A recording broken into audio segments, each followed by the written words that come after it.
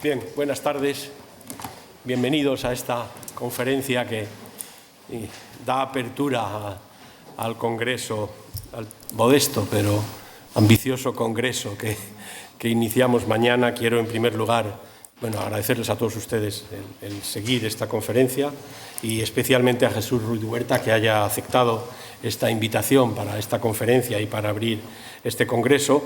También aprovecho para agradecer a las instituciones que colaboran, que nos apoyan en este congreso, a la FECID, al Ayuntamiento de Oviedo, que mañana nos acompañará su concejala de Bienestar Social, la Consejería de Bienestar Social y de Vivienda del Principado de Asturias ha mostrado mucho interés en el congreso. También mañana estará la consejera en la inauguración más oficial, y hoy nos acompaña también, creo que nos conocemos personalmente, Paula Álvarez Herrera, directora general de Dependencia.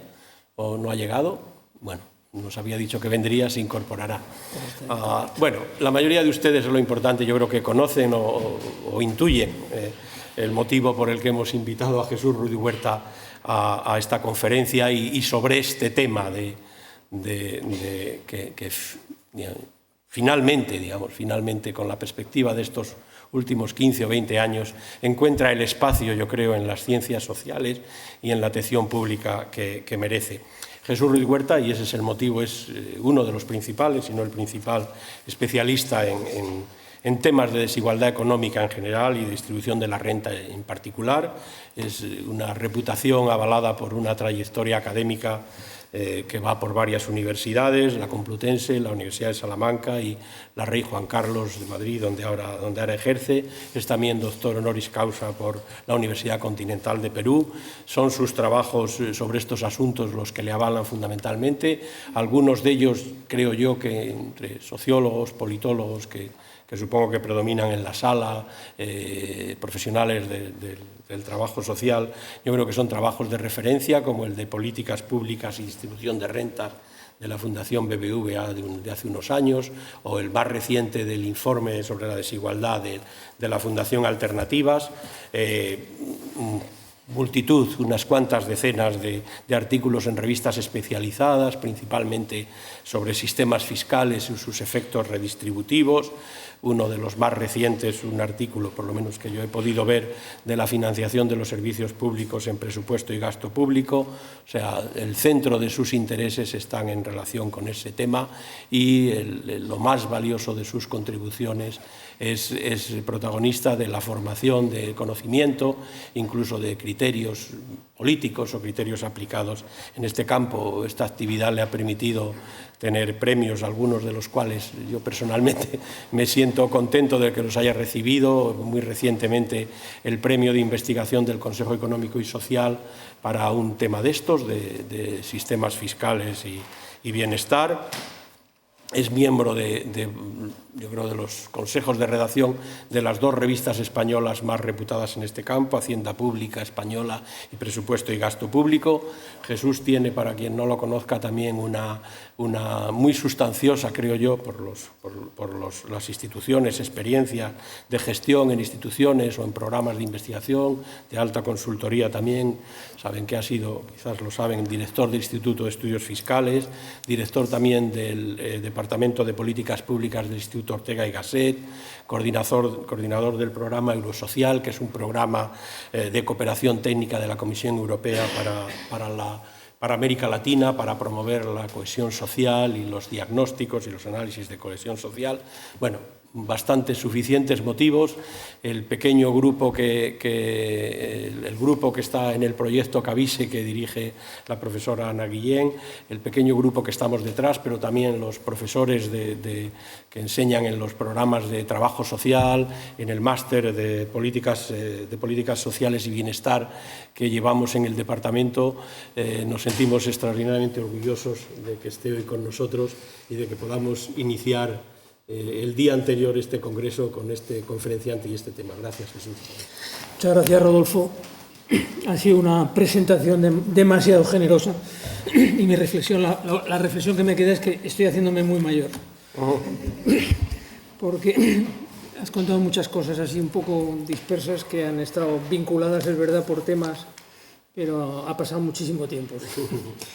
Bueno, para mí es un placer estar aquí. Muchísimas gracias porque nos acompañen ustedes. Muchas gracias al proyecto Cavise, al grupo, a la aldea de Asterix en la Universidad de Oviedo, del grupo de sociólogos, por la invitación.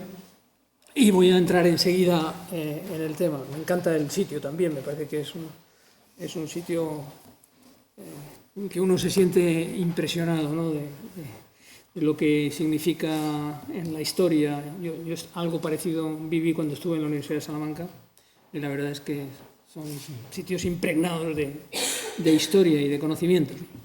Bueno, voy a entrar en el tema por no retrasarme más y tengo que decir también, entonar un poco de mea culpa porque he propuesto un tema absolutamente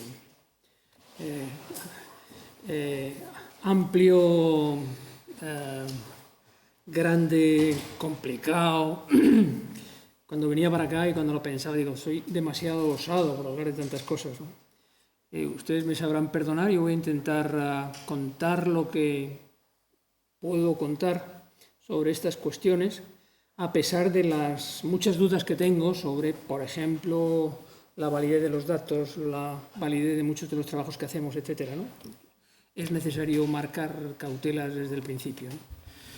Yo creo que se ha avanzado mucho en este país. Aprovecho también para decir que me encanta algo que ha insinuado Rodolfo, y es que la madurez de un país también se manifiesta en el talante de los académicos y los profesores universitarios.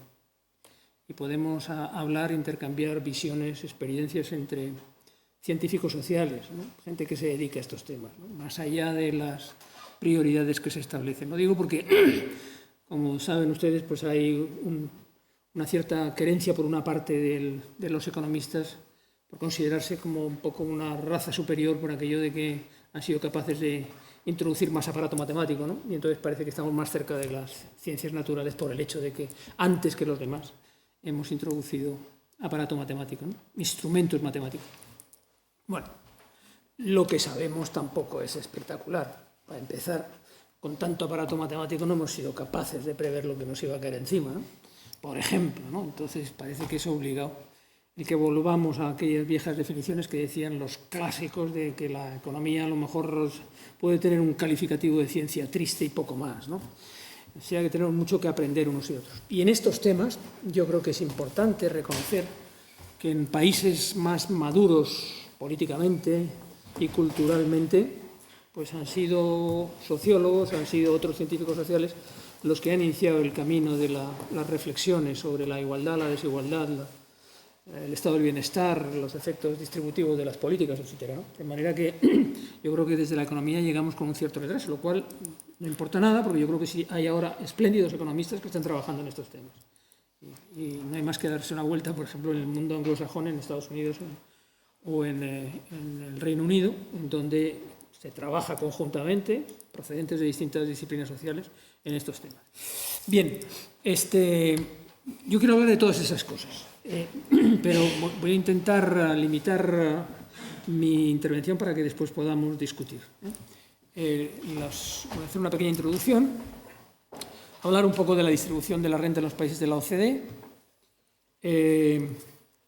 hablar del caso español y luego entrar en los temas de crisis, efectos de las crisis, explicaciones, etc., ¿no? De manera que ese es el programa. Y voy a empezar directamente por la introducción. Supongo que se me oye bien detrás, ¿verdad? ¿Solo regular? ¿No? No. Sí, pero no lo estaba haciendo mucho. No le estaba haciendo mucho caso. ¿Ahora mejor? Sí. Vale. Bueno, pues la introducción tiene una finalidad casi de carácter motivador, ¿no? Estamos hablando de temas muy grandes, como decía hace un momento, ¿no? De la distribución de la renta, de la igualdad, al final también de la justicia distributiva, ¿no? Yo creo que la igualdad, al menos desde una perspectiva retórica, ha sido uno de los elementos, y es uno de los elementos que sirven para identificar en cierta medida el sueño europeo, ¿no? Es verdad que utilicemos los indicadores que queramos, En general, en Europa, a diferencia de otras áreas del mundo, se alcanzan los estándares de igualdad, según los indicadores que manejamos, que no se alcanzan en otras partes. Son muchos factores, sin duda, pero bueno, si uno viaja a otro continente, si uno va incluso a Estados Unidos o a América del Sur, uno se da cuenta de que allí las cosas funcionan de otra manera, que la igualdad se ha convertido en Europa o ha sido una seña de identidad indudable. Y sin embargo también hay que decir que a pesar de eso se utiliza banalmente el concepto de igualdad y se abusa de la retórica cuando se habla de igualdad. ¿Cuándo? O de la desigualdad. Cuando no, en ocasiones se niega, ¿no? Hace unos días leía en la prensa unas declaraciones por escrito del anterior presidente de la República Francesa, Nicolas Sarkozy, en la que decía literalmente: tenemos que dejar de creer en el mito de la igualdad de derechos y obligaciones, ¿no? Se refería un poco a los miembros y a los temas de inmigración y demás, ¿no? Obviamente hay que contextualizarlo en el marco de unas elecciones europeas y además a la vista de los resultados parece que podía tener sentido este tipo de declaraciones, ¿no? Tal como estaba una parte de la ciudadanía al respecto, ¿no? O la primera ministra, la canciller alemana, que decía también casi en las mismas fechas, ¿no? La Unión Europea no es una unión social. También estaba hablando para su electorado, seguramente, ¿no? Pero bueno, no dejaba de hacer un reconocimiento de algo que es verdad y al mismo tiempo utilizarlo, ¿no? Utilizarlo, bueno, con fines electorales en un momento también delicado. Bueno, es verdad que Europa en estos momentos está debatiendo internamente sobre lo que vayamos a ser en el futuro. Acaban de pasar las elecciones. Es verdad que existen divergencias sociales muy importantes entre los países. Es verdad que no existe una unión social, a pesar de que, al menos como sueño europeo, sí que tiene sentido hablar de la igualdad como uno de los paradigmas que han funcionado tradicionalmente en el esfuerzo de integración europea. Es verdad también que la solidaridad de carácter social se plantea más desde dentro de los países. Cuando las cuestiones se pusieron más duras en el marco de la Unión, quizás sea un poco exagerado hablar de solidaridad financiera, pero es cierto que por las repercusiones que esto podía tener, se puede hablar de que ha habido una participación de distintos países en intentar resolver la situación de las instituciones financieras de otros, concretamente de los más afectados y peor afectados por la crisis económica. Bien, de manera que hay que intentar aclarar de qué estamos hablando cuando hablamos de igualdad, de distribución de la renta, y para eso también los instrumentos que utilizamos pues son importantes, ¿no? Y a ver cuál es el alcance de esos instrumentos. El segundo punto de la introducción es la segunda parte de la presentación, la crisis económica. La crisis económica, ¿qué voy a decir? Hoy tenemos buenas noticias, ayer tenemos buenas noticias en términos de afiliados a la Seguridad Social y se han lanzado también las campanas al vuelo de que ya estamos en una senda de recuperación. La recuperación todavía, yo creo que vamos a tener que esperar un poco a que la recuperación se consolide. Pero en un problema como esta es una de las conclusiones que adelanto, ¿no? En un problema como me temo que una recuperación económica tiene que tener una serie de ingredientes tan poco viables que no creo que sea la solución a los problemas que afrontamos en la actualidad. Una crisis extraordinaria y especialmente concretada en los países del sur. Cuando repasamos experiencias comparadas, observamos que no en todas partes se ha vivido tan angustiosamente como se ha vivido en el sur de Europa y especialmente quizá en España y en algún otro país, en Grecia, en Portugal, etc. Cuando hablamos de crisis económica seria, hablamos de la caída de la actividad, la caída de la renta, la caída del empleo y, en el caso español, la caída del empleo en un contexto, en una especie de burbuja de sueño poco realista y con un modelo productivo que no parece que fuera demasiado viable, como se ha podido confirmar con posterioridad. Además, hay problemas de coordinación, de entendimiento entre agentes. Cuando hablo de agentes estoy hablando, por ejemplo, entre interlocutores políticos. Aquí se viene diciendo desde distintos foros desde hace mucho tiempo la necesidad de que ante una situación de emergencia como la que está viviendo el país sería bueno que los partidos políticos, los representantes de los ciudadanos se pusieran de acuerdo. Hasta el momento nos hemos pasado los 6 añitos de crisis, ¿verdad? Y aquí nadie se ha puesto de acuerdo. Este es un resultado lamentable, ¿no? Y yo creo que es un elemento que caracteriza también la intensidad de la crisis en nuestro país. Yo creo que es una crisis que va más allá de los factores estrictamente económicos. Desde un punto de vista también del funcionamiento de los modelos en España, nos encontramos en España y en algunos otros países del sur de Europa con problemas de recaudación tributaria. Claro, los elementos de la crisis se suman a otros factores que estaban afectando los instrumentos básicos del estado del bienestar, para entendernos, ¿no? Y concretamente los sistemas fiscales. Sobre esto tendríamos que decir algo un poco más adelante. El caso es que en los años de la crisis se ha hundido la recaudación y en paralelo, como esa es una parte del presupuesto, pues ha habido que recomponer el gasto. Inicialmente hubo un cierto retraso en acomodarse a los parámetros de la crisis, pero posteriormente ha habido que recortar partidas de gasto público significativas porque no había ingresos. Y si no se recortaban partidas de gasto público, teníamos un problema de déficit público que, a pesar de que en ocasiones en la calle se dice pues lo primero, es verdad, pero un país sin reputación internacional no puede hacer nada, no tiene futuro. Por lo tanto, la necesidad a pesar de utilizar un término que ha sido muy controvertido, de consolidación fiscal hasta cierto punto, me parece que es indispensable en el mundo en el que vivimos, ¿no? Pero bueno, sobre eso también podemos discutir un poco, quizá después. Y tercer punto que quería comentar es lo de las desigualdades en España. En España tenemos unos indicadores de desigualdad muy elevados. En el contexto europeo estamos en los últimos puestos, como ahora comentaré, y además eso parece que tiende a ir peor.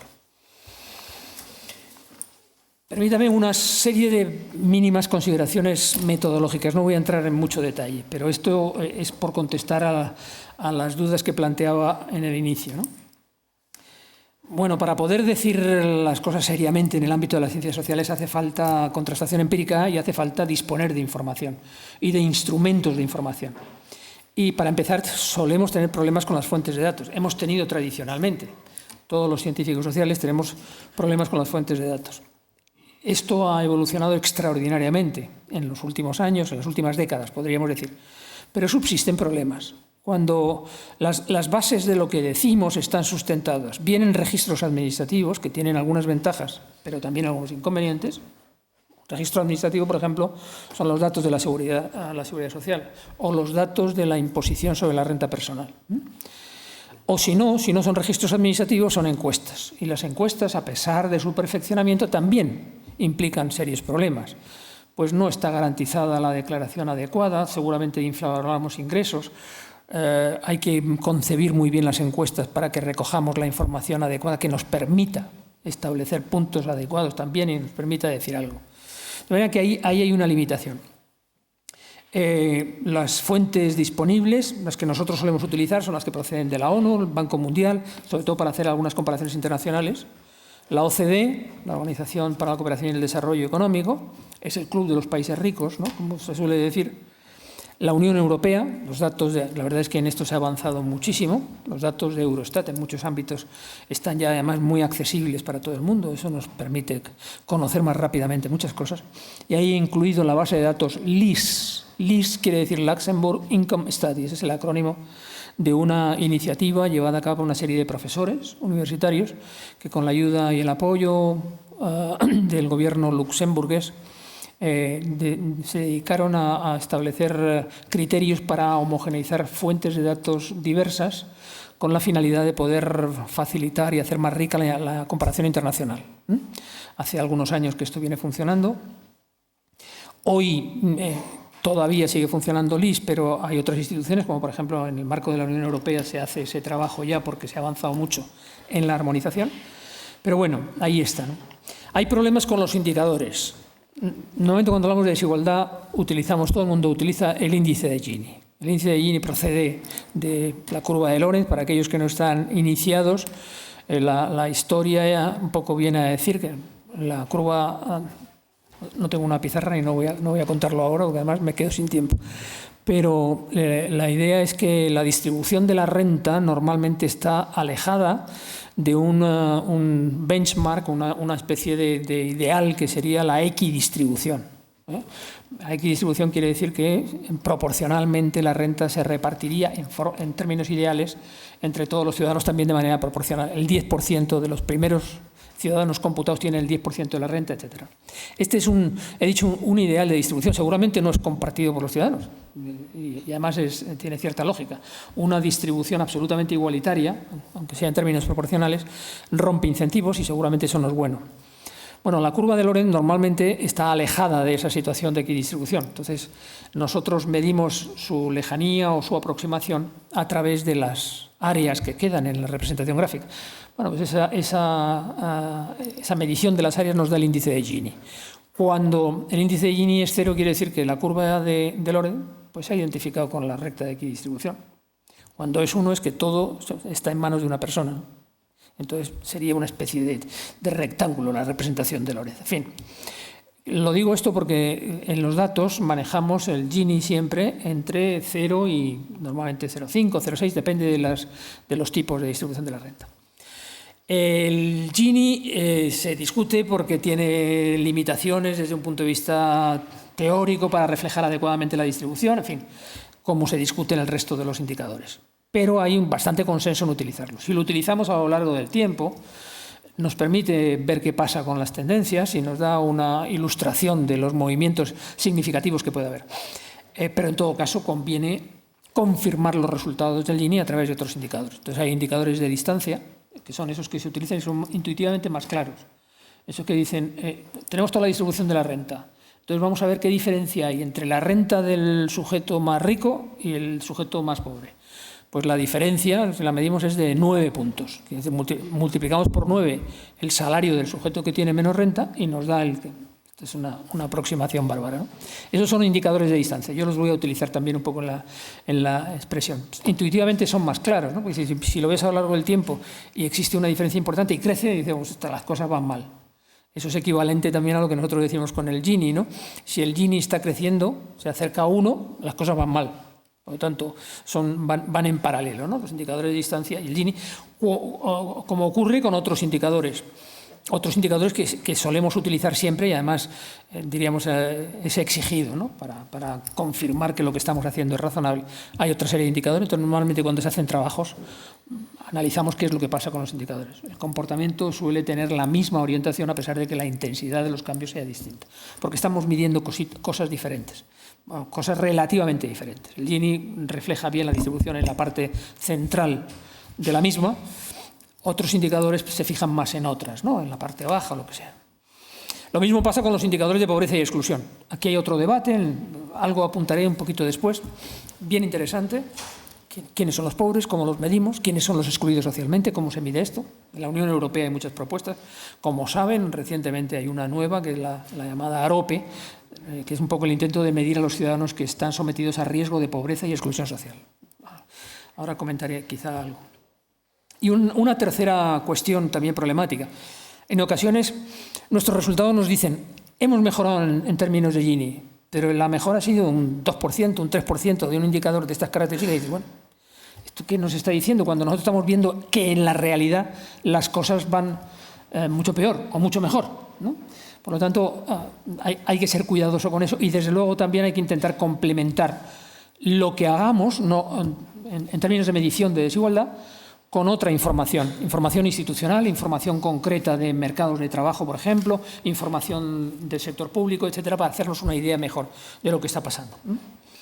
Por eso también en la segunda parte hablo de las alternativas a las restricciones, ¿no? Uno, contrastar con fuentes distintas.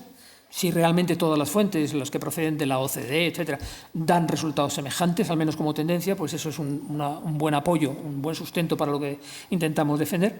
Afinar las precisiones metodológicas, aquí estamos hablando de temas más específicos en los que no voy a entrar ahora. Tenemos que, por ejemplo, comparar unidades homogéneas. Entonces, si estamos midiendo la situación de desigualdad entre sujetos que viven en hogares completamente distintos en términos de dimensión y estructura, tenemos que hacer algo para homogeneizar esa realidad. Bueno, pues ahí aplicamos lo que se llama técnicamente las escalas de equivalencia y eso nos da una posibilidad de afinar más en términos metodológicos. Y luego, en tercer lugar, emplear diversos índices, como he comentado antes, para ver los niveles y tendencias de evolución de lo que estamos midiendo. Primera información es esta, supongo que se verá bien. Hicimos utilizando, en este caso, el índice de Gini, una primera aproximación sobre lo que ocurría con los datos que proceden de la OCDE. La OCDE ha puesto a disposición de los investigadores una base de datos muy rica y se ha hecho muchísimo trabajo últimamente en el campo de la distribución. Supongo que algunos de los que están en la sala los conocen. Aquí tenemos una información sobre lo que ocurre con el índice de Gini en momentos de tiempo distintos. Fíjense cómo la procedencia de las fuentes es diversa según cada país. Hay que tener en cuenta las características de cada país, características de las fuentes que se utilizan, etcétera, para obtener estos datos. Pues entonces decimos hacia 1985, hacia 1995, es decir, son momentos temporales que utilizamos como referencia para ver qué pasa con la desigualdad. Bueno, y ahí podemos ver que en la selección que hemos hecho de países, la OCDE tiene muchos más países, los que componen la organización. Ahí tenemos Canadá, Dinamarca, Francia, Alemania, Italia, Holanda, España. España está hecho con una información que procede de las encuestas de presupuestos familiares que hemos incluido nosotros. Suecia, el Reino Unido y Estados Unidos. Llaman la atención algunas cosas, ¿no? Para empezar, antes de ver la evolución, los niveles, ¿no? En el Reino Unido y en Estados Unidos estamos hablando de Ginis mucho más altos, especialmente en Estados Unidos. Y es verdad, es un modelo. Recuerdo en una reunión en París, en la OCDE precisamente, en la que yo conté un poco sobre el significado del estado del bienestar, como lo veíamos en Europa y tal, y el que presidía la mesa, que era un americano, dice, bueno, pero usted está hablando del estado de bienestar europeo. Dije, sí, estoy hablando del estado de bienestar europeo, porque el estado de bienestar americano tiene otras connotaciones distintas. Por ejemplo, eso, ¿no? En Gini estamos en 0,40 en Estados Unidos. En tasas de pobreza, las tasas de pobreza son muy superiores en Estados Unidos. Hay modelos, ¿no? Y estos modelos, a pesar de que simplificar mucho, el modelo anglosajón americano pues representa un énfasis especial en las cuestiones de eficiencia y de funcionamiento de los mercados, pero costes en términos de desigualdad, o en términos de igualdad y de pobreza. Y además, yo me temo que en los vecinos del sur, en cierta medida, tienen un comportamiento parecido, ¿no? Los indicadores que tenemos de Ginis y de tasas de pobreza de los países del sur de América dan indicadores incluso superiores a los de Estados Unidos, pero en la línea de los indicadores de Estados Unidos. Bueno, podemos volver sobre eso. De manera que ahí tenemos Estados Unidos, Reino Unido, Italia, en parte Canadá, con diferencias, pero todos estos tienen niveles altos. Los niveles más bajos se dan en países nórdicos. Ahí tienen el caso de Dinamarca y Suecia. ¿Vale? Son los que dan las columnas más pequeñas, que son indicadores de Gini más bajos. Y luego una zona intermedia, pues está España, Italia, Francia, etc. Esa es una primera aproximación. Pero podemos ver las tendencias. Este era nuestro intento cuando hicimos esta representación. Y el resultado es que, a pesar de que hasta los años 80 en casi todos los países de la OCDE se observa una disminución a la desigualdad, desde los 80 se observa más bien una tendencia al alza. O sea, con todas las cautelas y tal, hay mayoría de países en donde se observa que la desigualdad está creciendo, desde los años 80, por distintas causas sobre las que vamos a volver después, ¿no? Estamos hablando de desigualdad personal de la renta.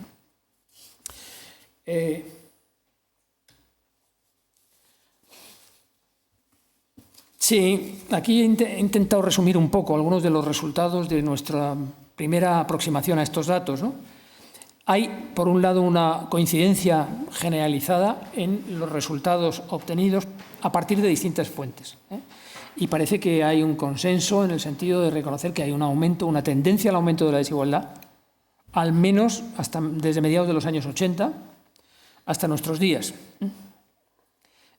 Atkinson, por ejemplo, el profesor Atkinson, en un trabajo del año 2013, habla precisamente de esto y dice, antes de los 80, seguramente la disminución de la desigualdad tiene que ver con las instituciones de carácter público, generalización de los impuestos sobre la renta, sobre la riqueza, generalización de los gastos de seguridad económica, etcétera, ¿no? O gastos de carácter social.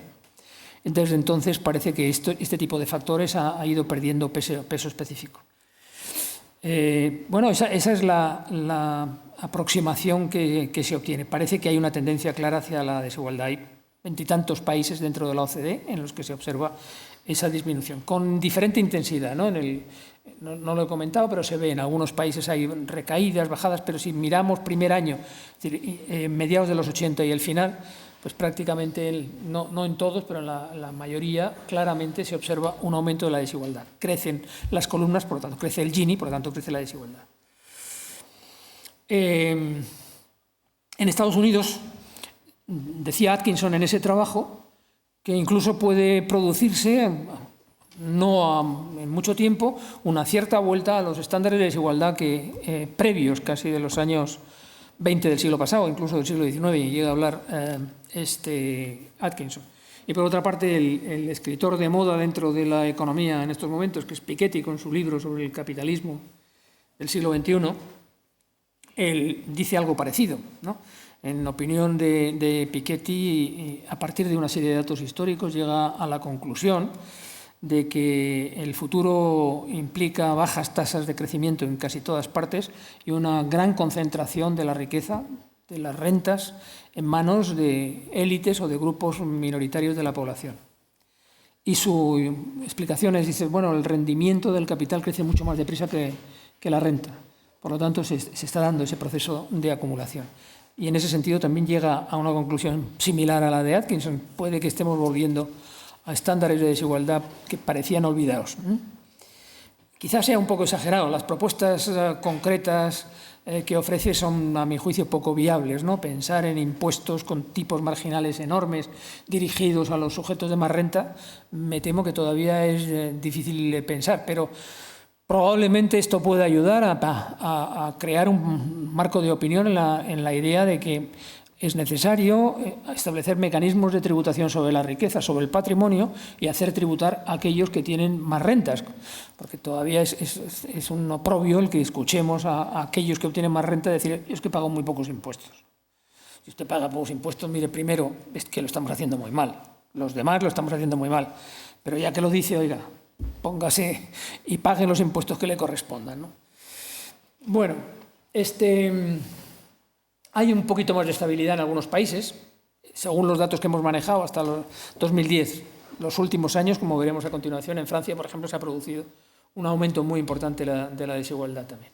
Hay momentos temporales diferentes. Si volvemos al gráfico anterior, veremos que en algunos países la desigualdad crece especialmente en los años 80, en otros crece en los años 90, incluso en los países que tienen niveles más bajos relativos también se observa un crecimiento de la desigualdad.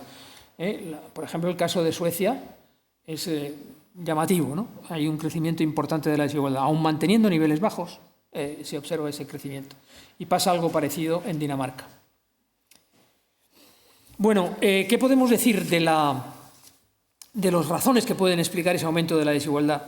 Yo voy a citar algunas de las razones, de las causas, de los motivos que se suelen aducir para explicar por qué crece la desigualdad.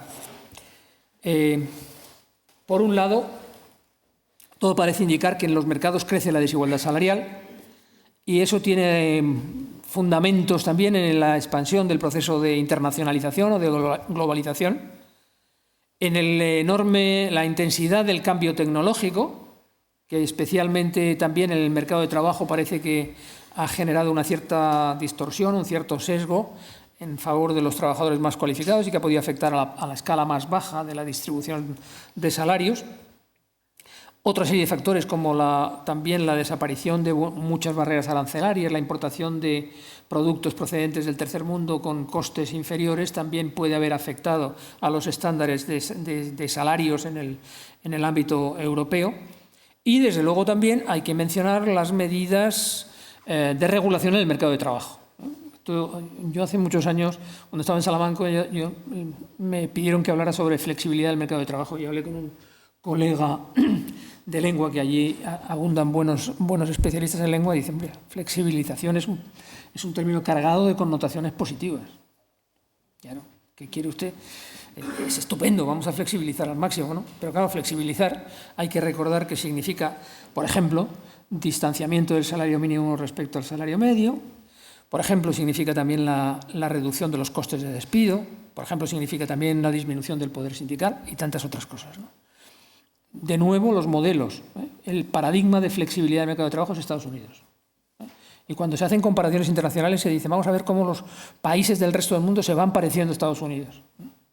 Como si no se discutiera si el modelo gusta o no gusta. Es decir, porque la flexibilidad parece que hay que defenderla por encima de todo, ¿no? En segundo lugar, el aumento de las rentas de capital. Parece que efectivamente, como dice Piketty, hay esa creciente concentración en las personas de renta alta, a pesar de que no representan tanto, pero también porque tenemos información limitada. En los datos de contabilidad nacional, cuando los economistas hablamos de contabilidad nacional, decimos eso es sagrado, eso va a misa. Pero bueno, yo he acudido a algún congreso de la Asociación de Income and Wealth, donde discuten temas también macro, y allí se pone en cuestión todo, ¿no? No está tan garantizado que estamos midiendo bien el Producto Interior Bruto, no está garantizado. No está garantizado que estemos midiendo bien la renta nacional, pueden faltar muchas cosas. Por lo tanto, hay que darle vuelta a esos temas también, ¿no? Y por eso puede ocurrir que la información que tenemos de rentas, bueno, puede ocurrir, no, seguro que está ocurriendo, la información que disponemos de rentas de capital o de rentas de actividades económicas, eso lo vemos en el ámbito impositivo también, ¿no? Los informes que obtenemos de la Agencia Estatal de Administración Tributaria son tremendos, ¿no? En términos de cuota tributaria en el impuesto sobre la renta, dicen, no, las rentas de actividades económicas son estables en un 8% aproximadamente, 8 o 10%. Eso es lo que representan las rentas de actividades económicas, ¿no? En cambio, las rentas salariales representan el 80%, 80 y tantos. Y la renta de capital lo que falta. Es posible que haya una infravaloración, una declaración. Conocemos también en el propio impuesto sobre la renta, es un trato de privilegio el que se da a las rentas de actividades económicas. Estamos hablando de profesionales, artistas y empresarios individuales, por no hablar del impuesto sobre sociedades en estos momentos. Y luego, en tercer lugar, como hipótesis explicativas, el menor papel compensador de las políticas públicas. Parece que esto está claro, lo apuntaba Atkinson, la redistribución, y esta será la parte final de lo que cuente hoy, aumenta hasta los años 90, pero desde la mitad de esa década parece que tiende a disminuir en casi todas partes, ¿no? Y en general parece que hay menos capacidad redistributiva de los instrumentos públicos, de los impuestos y también de las transferencias y de los gastos en especie. Este es un gráfico que ha preparado un colega de la facultad que es un especialista en estos temas, el profesor Ayala, y que está también sometido a polémica, ¿no? Y que hay que entender con todas las cautelas. Es un intento de hacer un seguimiento del índice de Gini a lo largo del tiempo a partir de las fuentes de información que vienen recogidas abajo. De nuevo pueden discutirse, dice, procedente, no es procedente, son fuentes muy distintas. Se hace un esfuerzo de homogeneización, pero probablemente ni siquiera sea suficiente, por lo tanto hay que entenderlo con cautelas. En todo caso, algunas de las conclusiones pueden ser interesantes, ¿no? Ahí las fuentes de información que aparecen son las encuestas continuas de presupuestos familiares, son inicialmente encuestas pequeñas, al final de los años 90 se amplió el campo, al principio eran 3.500, 4.000 observaciones, por lo tanto muy poco representativas de lo que pasaba en el país y desde luego por territorios no se podía decir casi nada. Luego al final de los 90 aumenta hasta las 8.000, con lo cual hay representación autonómica, pero no tampoco es suficientemente representativa. Y después ya en el año 2006, si no recuerdo mal, se pasa a encuestas mucho mayores. Como las había, por cierto, originalmente, las encuestas de los años 70, 80, 90, había una encuesta decenal que se refería a 22.000 observaciones y daba mucha información. Y eso se dejó de hacer a partir de los años 90, ¿no? Aquello era la fuente de información que más se utilizaba en los encuentros de Argentaria, donde yo creo que algunos de vosotros participasteis y nos conocimos, ¿no? Quizá es una de las pocas excepciones que había de preocupación por los temas de igualdad, ¿no? Una cosa sorprendente, ¿no? Hombre, era una institución pública inicialmente, ¿no? Pero aquello que se financiara un programa para estudiar los problemas de desigualdad era espectacular y rarísimo en el tiempo. Bueno, pues ahí, ¿qué es lo que podemos decir? Por un lado, de la información histórica y de los trabajos que se han hecho, parece que sí hay bastante consenso en reconocer, estamos hablando de índices de Gini en el eje izquierdo, que hay una tendencia a la disminución del Gini, por lo tanto una mejora en términos de desigualdad. Esto no está recogido en el cuadro, pero parece que es así desde la mitad o quizá un poco antes de la década de los años 70 hasta el final de los años 80. Y ahí se recoge un poco la segunda parte de los años 80. Hay una cierta mejora, a pesar de que después hay comportamientos un poco anómalos. La diferencia de nivel se refiere a la existencia de dos fuentes muy distintas. La encuesta continua tiene observaciones menores, entonces parece razonable que diera indicadores de desigualdad un poco más bajos, pero en fin, también es otro tema sometido a revisión. La segunda fuente, que aparece por arriba ahora, es el POGE. El POGE significa Panel de Hogares de la Unión Europea. Esta es la primera encuesta que, entendida como un panel estadístico, que lanza la Unión Europea a través de Eurostat y encomienda a los servicios estadísticos de todos los países para conocer qué pasa con la renta y con las condiciones de vida de los ciudadanos de la Unión. Esto es un elemento que a mí me gusta reflejar siempre. A pesar de todos los problemas que tenemos en la Unión, no solo se ha avanzado en muchísimos campos, en términos regulatorios sin duda, en el campo impositivo, por ejemplo, en indirecta desde luego, sino que se avanza mucho en el campo estadístico. Ahora podemos comparar más y mejor, gracias a este tipo de esfuerzos. Las encuestas son estándares, las lanzan los institutos de estadística, pero podemos hacer más comparaciones, podemos estar más tranquilos con las comparaciones que hacemos. La siguiente, que recoge esa evolución entre el año 95 y la mitad de la primera década del siglo actual, es también encuestas de presupuestos familiares, un poquito más ampliada. Y la última, que es la fuente con la que trabajamos más, es la encuesta de condiciones de vida. El panel de hogares no daba de sí más. Panel de hogares es una encuesta que se hace con carácter recurrente a los sujetos, ¿no? Esto lo sabrán perfectamente muchos de los que están en la sala. Pero el problema que tienen los paneles de hogares es que envejecen, ¿no? Porque estás perdiendo información, no todo el mundo se mantiene. Y a pesar de los esfuerzos por recuperar la muestra buscando sujetos equivalentes a los que había, siempre es difícil. Entonces la Unión Europea Eurostat decidió acabar con el panel. Y ahora tenemos la encuesta de condiciones de vida, que no tiene ese objetivo de panel, pero en cambio nos da una información muy rica. Se da mucha más información sobre condiciones de vida y no solo sobre ingresos. Bueno, un poco el resumen de lo que aquí tenemos es que esto es de alguna manera uno de los temas a discutir, ¿no? Por un lado, que inicialmente también, hasta los años 90, ¿no? Al final de los años 80, principio de los 90, parece que hay una senda de mejora en términos de desigualdad. Nos diferenciamos de otros países europeos y en ese sentido hay una cierta convergencia del caso español respecto a otros países. Al comienzo de los años 90, poco después, tenemos una crisis económica de bastante envergadura. Entonces ahí se parece que se genera una cierta reversión de la tendencia, un aumento del índice de Gini.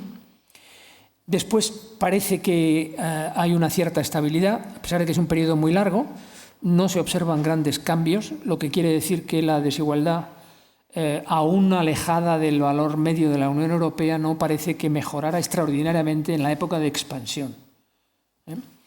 Es decir, al final de mitad de la década primera del siglo actual, 2007, los indicadores de desigualdad no habían cambiado tan sustancialmente. Para reforzar esa visión, esta sería una expresión de un indicador de distancia, de los que decía antes, ¿no? Nosotros dividimos la distribución en percentiles, en vez de dividirla en 10%, dividimos toda la distribución en sujetos que se representan respecto a una totalidad de 100, y entonces comparamos el percentil 90 con el percentil 10. Que era lo que decía antes, comparamos a aquel sujeto que tiene una renta alta con la que tiene una renta baja. Escogemos siempre no los extremos de la distribución, porque siempre los datos siempre son opacos, se ocultan muchas cosas. Y ahí se puede ver cómo entre el año 73 y el 2007 se observa una disminución de esa distancia, lo que diríamos sería coherente con esa mejora en términos de desigualdad. Pero así como en los primeros años el cambio es bastante significativo, hasta el año 90, sin embargo, desde el 90 hasta la actualidad, aunque han habido seguro fluctuaciones a lo largo, es un periodo muy largo, eso hay que reconocerlo también, pues prácticamente estamos en los niveles del año 90. Es decir, no ha habido grandes cambios en todo ese proceso de expansión económica. Y para explicarlo un poco más, lo que hacemos es hacer una partición, que pasa en la parte alta de la distribución y que pasa en la parte baja. Entonces, parece que el cambio importante que se produce entre el 73 y el 80 se explica sobre todo por la parte alta de la distribución. Quien dice, bueno, estamos hablando de primeros 80, finales de los 70, es la extensión y generalización de un sistema impositivo moderno, nuevo, basado en criterios de progresividad, empiezan a aplicarse políticas de gastos públicos y tal, puede explicarse por ahí, ¿no? Y luego, sin embargo, más adelante, el paso del 80 al 90 se explica más por lo que ocurre en la parte baja de la distribución, ¿no? Seguramente también porque mejoran las condiciones, empiezan a generalizarse los servicios de atención a los sujetos con rentas más bajas, etc. Eso nos da una información también complementaria. Bueno, a modo de resumen, las tendencias en España. Por un lado, en los años 70 vivimos una situación de crisis potente, también con retraso respecto a lo que ocurría en otros países. Pero hubo una caída intensa de la producción y un aumento importante del desempleo. Y ahí se observa una cierta disminución de la desigualdad y también de la pobreza. En los años 80 hablamos de un periodo de recuperación. Hay una reducción del desempleo hasta el 15% y hay una reducción significativa de la desigualdad y de la pobreza. Repito, es la época en la que el país está planteándose el establecimiento de un estado de bienestar que quiere ser convalidado o convalidable con los existentes en Europa. En los años 90 vivimos de nuevo un periodo de recesión, la crisis entre el año 92 y 94, crisis económica. Hay un nuevo aumento del desempleo. Esto se nos olvida a veces, pero la tasa de desempleo alcanzó un poco los niveles que tenemos ahora, un poquito por abajo, ¿no? Y hay un aumento importante de la desigualdad y la pobreza. Y en los años de expansión no vemos una disminución significativa de la desigualdad. Durante ese periodo de crecimiento parece que hay una menor capacidad de las políticas públicas, capacidad redistributiva de las políticas públicas. Podríamos decir que algo que ocurre en otros países también se da aquí. En las épocas de recesión, en las épocas de crisis, hay un empeoramiento de las condiciones sociales. Eso se ve claramente en tasas de pobreza, poco menos en indicadores de desigualdad, pero también. En las épocas de expansión no hay una recuperación inmediata, o sea que hay una especie de inercia que dificulta que esto se produzca, ¿no? ¿Cuáles son los efectos de la crisis? Voy a dedicar un poco a hablar de los efectos de la crisis. Dos factores básicos de riesgo en la crisis de la Unión Europea. Bueno, como recordatorio, ya lo señalaba anteriormente, la crisis, hablamos de gran recesión, ha implicado una caída tremenda de la actividad económica y del empleo, especialmente en los países del sur de Europa. Hay en muchos países una caída generalizada de las rentas, aunque en muchos países no se da la situación tan negativa de caída de la renta y caída del desempleo que se produce en España y que se observa en España. Ha habido países en donde no ha habido ese problema de desempleo. En segundo lugar, un riesgo, y bueno, esas son las condiciones estructurales de la crisis. Esto era así y eso tenía que tener repercusiones sobre el campo social. Pero luego hay políticas regresivas de ajuste a la crisis. Cuando hablamos de consolidación fiscal, estamos hablando con frecuencia de recortes de prestaciones básicas, de reformas fiscales, a la baja los impuestos directos, el impuesto sobre la renta, especialmente, por distintas razones, que luego podemos discutir, más peso de los impuestos indirectos, lo que implica también una mayor regresividad. Y luego, además, una reducción del empleo y de los salarios, también en el sector público. Por lo tanto, ahí también hay elementos que hacen más grave la situación.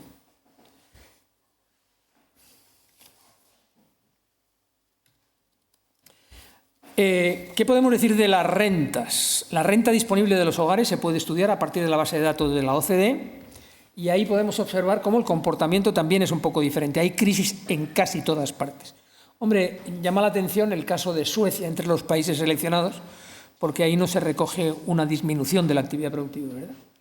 Pero en todos los demás sí, prácticamente en todos hay esa disminución. Entre todos ellos, en todo caso, los que llaman la atención son los casos de Italia y de España. Italia casi desde el principio, con caídas incluso más intensas que las de España, pero con una línea de tendencia dependiente más suave. Y en España, desde el año 2009 especialmente, una caída intensísima, hasta los últimos datos de los que se dispone información. Esta es una información que nos permite diagnosticar un poco más qué significa esa caída de las rentas, ¿no? Aquí lo que hemos hecho ha sido establecer la tasa anual del crecimiento real de la renta y lo hacemos equivaler con esa línea horizontal de 0 Entonces vemos qué pasa con los distintos percentiles de renta a lo largo del tiempo en el momento de tiempo que estamos analizando. Entonces tenemos dos etapas. La primera es la fase, podríamos hablar de expansión entre el 90 y el 2007, y la segunda del 2007 al 2012. Si se dan cuenta, en la primera, ese tramo inicial en las rentas más bajas significa que los individuos situados en esos percentiles obtienen un incremento de su renta superior, en una mejor situación, en definitiva, un incremento de su renta superior a la media. La media está recogida en el nivel horizontal, en el punto cero, ¿vale? Y después observamos que a lo largo de los percentiles hay niveles de sujetos, individuos que están obteniendo una ventaja clara, y al final incluso se observa una cierta pérdida, es relativa, no quiere decir que pierdan, sino que crecen menos. Ojo, está queriendo decir eso. Esa sería la primera. La segunda, que se refiere a la crisis, esa medida a través de los percentiles nos permite conocer cómo la evolución de las rentas, que ha ido a la baja, ha perjudicado especialmente a los sectores de rentas bajas.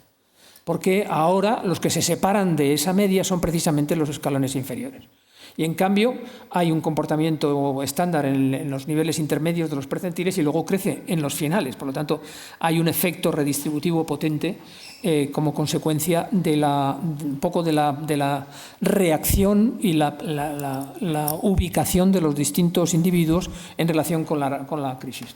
Hay un dato un poco anómalo en el extremo de la distribución, pero siempre hay, normalmente, como antes decía, hay siempre problemas en los extremos. No habría que darle mucha importancia. Lo que sí está claro es que, como decía Atkinson también, los niveles de renta más ricos sufren al principio los excesos las consecuencias de la crisis, pero tienen más capacidad de reacción y reaccionan inmediatamente, ¿no? Y entonces y esto es lo que explica ese resultado. Bueno, información, esta es una estadística bien conocida sobre las tasas de desempleo. Hay un cambio espectacular en las tasas de desempleo en España y, sin embargo, eso no pasa en otros países. Hay un crecimiento tremendo.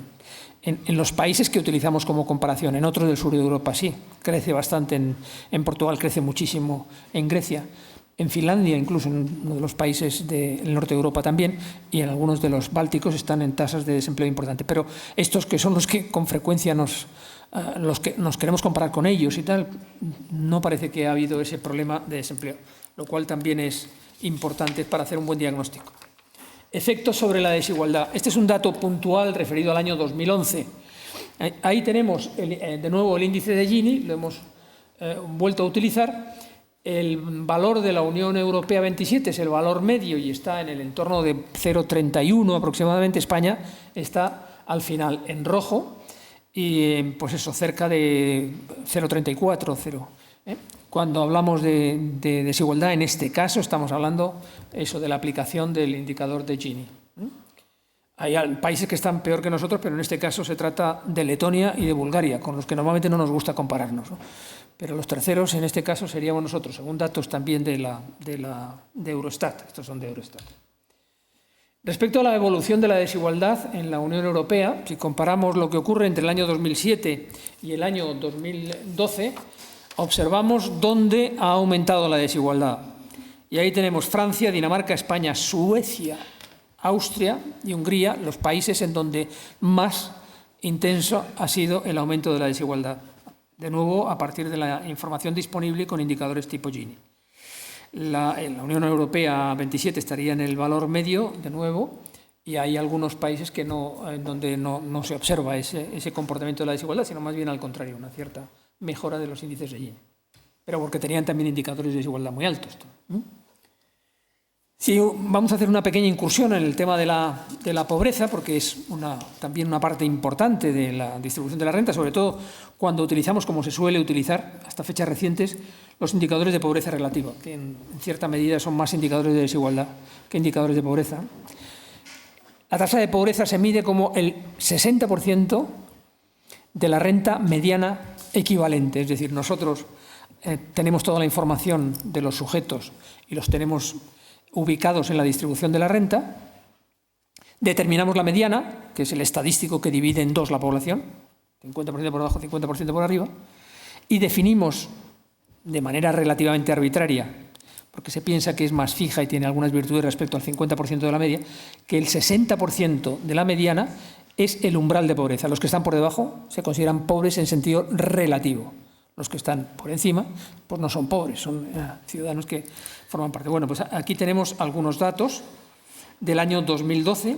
Ahora la media de la Unión Europea está en el entorno de 17%, en este caso de la población. España de nuevo está a la tercera por la cola, con un indicador de 23 y pico, 24.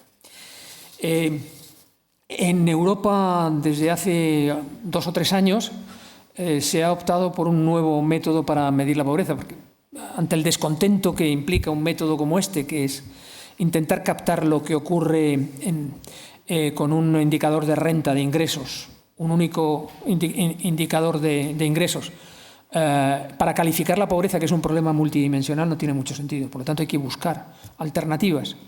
Y en ese sentido, la Unión Europea, en el ámbito de la Estrategia 2020, ha propuesto cambiar este indicador estándar de pobreza por lo que se ha llamado el AROPE, ¿no? Población en riesgo de pobreza o exclusión social. Esa sería la lectura. Eso significa que, en lugar de tener solo en cuenta el indicador de pobreza, se tiene este indicador como uno de los que forman parte de la combinación. En segundo lugar, un indicador de privación material. Tenemos información de lo que la gente tiene y no tiene, de bienes necesarios para atender las necesidades vitales, ¿no? Entonces, se establecen una serie de bienes o servicios, 9 bienes o servicios. Pues, por ejemplo, posibilidades o no de comer carne en un periodo de tiempo determinado. Son las preguntas que se contienen en la encuesta de condiciones de vida. Posibilidades de tomarse una vacación a lo largo del año, etc. Se seleccionan 9 ítems y todos aquellos que tengan 4 o más carencias se consideran incluidos en el índice de privación.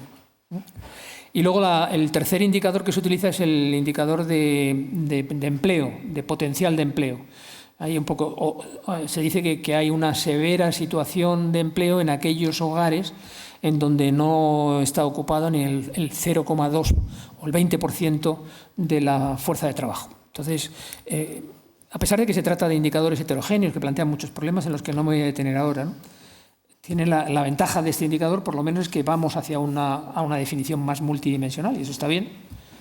Y luego, en el caso del empleo, que nos perjudica mucho al caso español, obviamente, porque hay muchas familias en esa situación, tiene la ventaja de que no es lo mismo que un indicador de pobreza o un indicador de privación, pero al mismo tiempo el indicador de mala situación en términos de empleo es una especie de termómetro de una situación que va a ir a peor en el futuro, ¿no? Lo cual no está mal. En todo caso, sobre eso se está discutiendo. Nosotros, Rosa Martínez y yo, presentamos un trabajo en los encuentros de economía laboral a propósito de los inmigrantes, reflexionando sobre el AROPE, las ventajas, los inconvenientes y la aplicación concretamente al colectivo de inmigrantes. Bueno, simplemente para terminar, las últimas informaciones que hemos visto en la prensa recientemente nos dice que el valor del AROPE en España está también en un extremo, está en 27, 28% o algo así, ¿no? O sea, un valor muy alto, de los más altos de Europa. Esto es indicador sobre la evolución de la pobreza en España. Hay 2 medidas en las que tampoco me voy a detener mucho, ¿no? El Instituto Nacional de Estadística, como pasa en otros países, también intenta mejorar la información. Entonces, la información que utilizamos estaba basada en la información que el INE suministraba, estaba basada en el censo de 2001. Y, sin embargo, pues hay un censo posterior del 2011. Entonces, lo que hizo el INE fue reponderar los distintos colectivos para ofrecer también tasas de pobreza. Resulta más anómalo. El color rojo es el del censo de 2011, el azul es el del 2001. En todo caso, la tendencia es similar. Nosotros somos más partidarios, en todo caso, del anterior. Y quiero llamar la atención sobre esto. En la parte derecha está recogido el umbral de pobreza. Antes he dicho, en términos de pobreza relativa, el 60% de la renta mediana. Bueno, eso lo ponemos en cifras. El umbral de pobreza, pues, por ejemplo, al final, en el 2012, estaba en 5.800 euros. ¿Qué es lo que ha pasado? ¿Por qué baja tanto el umbral de pobreza? Porque ha caído muchísimo la renta. Si cae la renta, como estamos midiendo el umbral de pobreza como el 60% de la renta, se viene abajo. Entonces, y sin embargo, a pesar de que ha caído el umbral, las tasas de pobreza han aumentado. Esto se puede solventar a través de anclar el umbral de pobreza, utilizar un indicador de un año y actualizarlo para verlo más rápidamente, ¿no? En todo caso, incluso hagamos lo que hagamos, las tasas de pobreza están por encima. Es decir, con independencia de lo que ha pasado con el umbral, ese efecto que a veces el Instituto Nacional de Estadística ofrece la información y dice, ha disminuido la pobreza. Y usted haga los ajustes, ¿no? Porque ha podido disminuir entre un año y otro porque el umbral ha caído mucho como consecuencia de la caída de la renta. Entonces es normal que la pobreza disminuya en ese caso. Bueno, este es un ejercicio que hemos hecho también, hicimos algunos trabajos sobre esto hace algunos años y lo hemos recuperado para verlo, ¿no? ¿Cómo podríamos ver sintéticamente lo que ocurre en un país en términos de renta y desigualdad? Pues hay muchas posibilidades. Se elaboran funciones de bienestar social muchas veces muy complejas. Nosotros acudimos a una bastante sencilla, que es combinar la renta, el nivel de renta de los individuos, con un indicador de desigualdad. Entonces lo combinamos a través de una función matemática muy sencilla, multiplicamos el nivel de renta por 1 menos el Gini, y eso nos da una pista de la desigualdad. Si le queremos dar más énfasis a la desigualdad, podemos ponderarlo, podemos aumentar el peso de la desigualdad, por ejemplo. En todo caso, también nos da información. Esto no, de nuevo pasa lo mismo. El bienestar social son muchas cosas y, por lo tanto, es un concepto multidimensional y aquí lo estamos encerrando en una cifra mágica, ¿no? Pero bueno, estamos metiendo lo que pasa con la renta, el crecimiento de la producción y la renta, etcétera, con los indicadores de desigualdad. Es un pasito, ¿no? Es un pasito para obtener información. Y entonces ahí podemos observar cómo, sobre todo en el caso español, vemos lo que ocurre en el año 2007 y en el 2012 y vemos un empeoramiento significativo del bienestar social tal como lo medimos en el año 2012. Cuando en principio no había grandes diferencias respecto a comportamientos medios europeos en el 2007. Nos habíamos aproximado mucho. A pesar de que la desigualdad fuera fuerte, había crecido mucho la renta, ¿no? Y en cambio, en el 2012 ha caído la renta y ha aumentado la desigualdad. O sea que vamos un poco mal. Hay otros países que están peor, pero eso no es un consuelo. Bueno, vamos al punto 5 y no quiero alargarme mucho más. Sobre desempleo y desigualdad, voy a ir casi telegráficamente. ¿Qué podemos decir sobre la relación entre el desempleo y la desigualdad? Pues los estudios que se han hecho sobre este particular no muestran una relación estadística significativa. Son dos conceptos que están un poco alejados, ¿no? Hay una limitación en la relación estadística. Lo que sí se puede observar, y hay información suficiente, es que crece el empleo de bajos salarios y crece lo que hemos llamado los pobres, trabajadores pobres, ¿no? Aquellos que están en retribución salarial por debajo del umbral de pobreza. Este es un problema antiguo en Estados Unidos y, sin embargo, se ha trasladado a Europa y está creciendo, ¿no? Una cuestión interesante es lo que pasa dentro del hogar, es decir, quiénes son los parados y qué efectos tienen el desempleo de unos parados u otros. Ahora lo comento. Parece que sí que existe una mayor relación entre el desempleo con la pobreza, más que con la desigualdad. Y luego, como antes comentaba, hay una cierta simetría en los efectos sobre la pobreza y la desigualdad de las recesiones con respecto a las expansiones. En recesiones hay una tendencia fuerte al incremento de la pobreza y la desigualdad. En expansiones no hay esa recuperación tan inmediata. Este es un gráfico bien interesante que recoge la información sobre la desigualdad en rentas primarias, intentando estudiar los componentes del hogar. Entonces, la línea de arriba recoge ese comportamiento cíclico de la tasa de paro, la crisis de los años 90 que comentaba anteriormente, y la recesión tremenda que estamos viviendo en el país, ¿eh? Es otra manera de ver el gráfico que veíamos antes de la expansión del desempleo, en un periodo de tiempo más largo. Pero lo más interesante es que la siguiente línea, la verde en este caso, está recogiendo el paro de la persona que es referente en el hogar, el sustentador principal, como se le llame en cada caso. En el caso de las EPFs suele ser aquel que decide la familia, es decir, el que contribuye con mayor nivel de rentas. En recesiones anteriores no había sido así. El enorme crecimiento del paro del sustentador principal es un elemento nuevo de la crisis. Y diríamos que encima, como se trata normalmente también de personas con una cierta edad, hace más difícil la recuperación. Luego, en el color morado, recoge información sobre hogares en donde todos los activos están en paro. estamos en un nivel de un 10% aproximadamente. Y luego otra información, que son los hogares sin ingresos de ningún tipo, y ahí nos hemos acercado en los últimos años a un 4%. Esta es la información sobre los trabajadores por debajo del umbral de pobreza, y ahí podemos ver en una comparación con respecto a Europa que de nuevo estamos por encima. Es decir, que entre el año 2007 y el 2010 crece sustancialmente la proporción de trabajadores por debajo del umbral de pobreza. En relación con la desigualdad salarial, pues algunas cuestiones que hemos adelantado antes y ahora resumo. La negociación colectiva, tal como se entendía anteriormente, yo no soy un especialista en este campo, pero parece claro que la negociación salarial en fases previas permitía una cierta reducción de diferencias, sobre todo en los niveles bajos de salarios, en la parte baja de la distribución. De manera que ese es un factor. Si cambia el proceso de negociación en ese marco de reformas laborales y de flexibilidad del mercado de trabajo, eso afecta sin duda a la desigualdad salarial. Desde el punto de vista de la parte alta de los salarios, el aumento de la oferta de titulados parece que ha generado, este es otro resultado bastante consensuado, me parece, en este ámbito, en el sentido que la reducción de la prima salarial ha dado lugar también a desigualdades internas en esa parte de la distribución salarial. Se mantiene la discriminación entre hombres y mujeres, pequeños cambios quizá en los años de crisis, pero sigue habiendo una segregación importante. Los salarios que reciben las mujeres son inferiores. Parece que el efecto a partir de algunas fuentes sobre la distribución salarial es relativamente moderado. En el trabajo que nosotros hicimos, que comentaba anteriormente,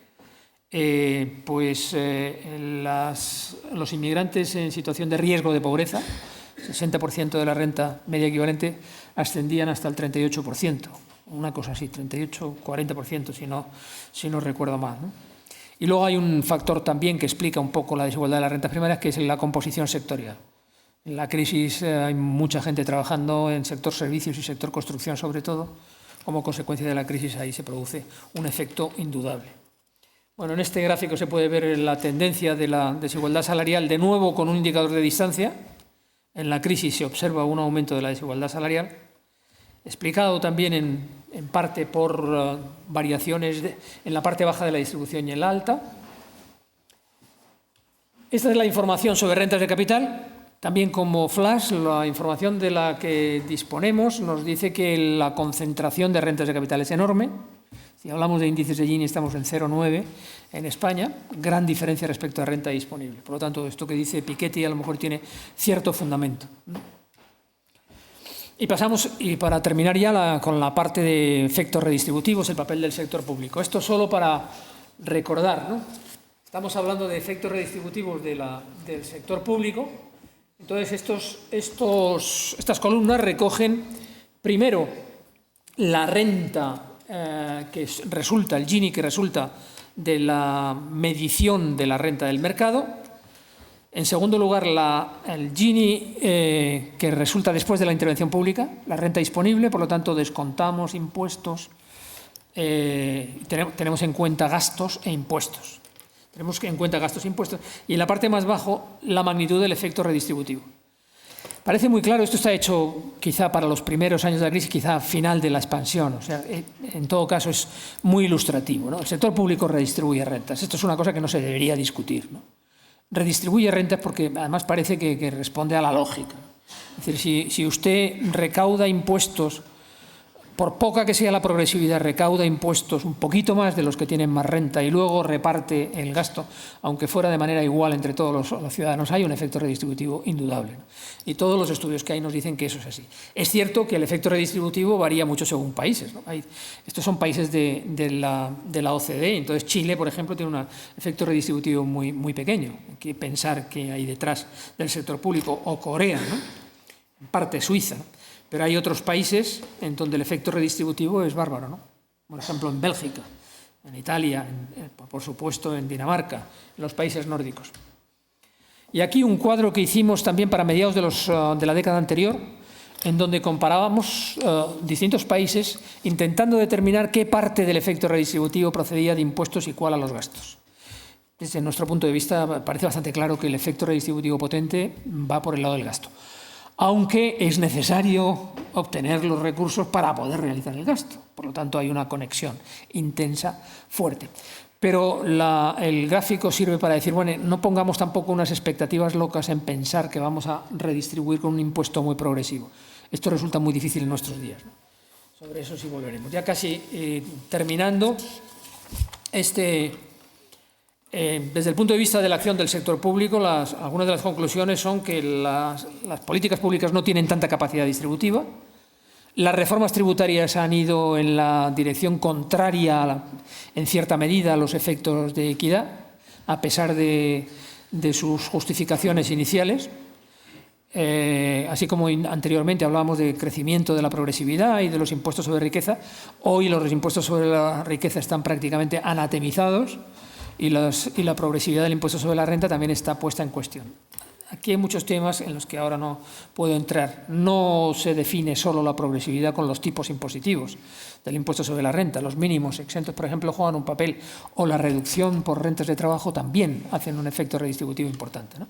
Pero bueno, en todo caso, parece que es claro que, sobre todo por las caídas de recaudación, tenemos menos capacidad para hacer políticas distributivas.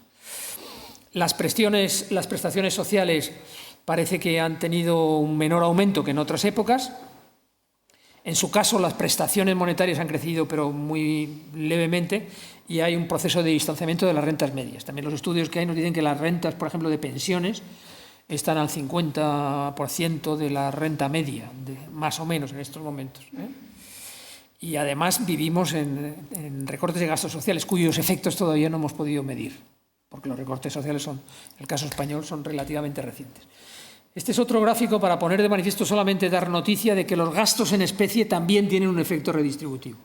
Un trabajo de la OCDE muy interesante, en donde, haciendo distintos criterios de imputación de los beneficios del gasto, llegan a la conclusión de que claramente sanidad, educación, vivienda, servicios sociales juegan un efecto redistributivo.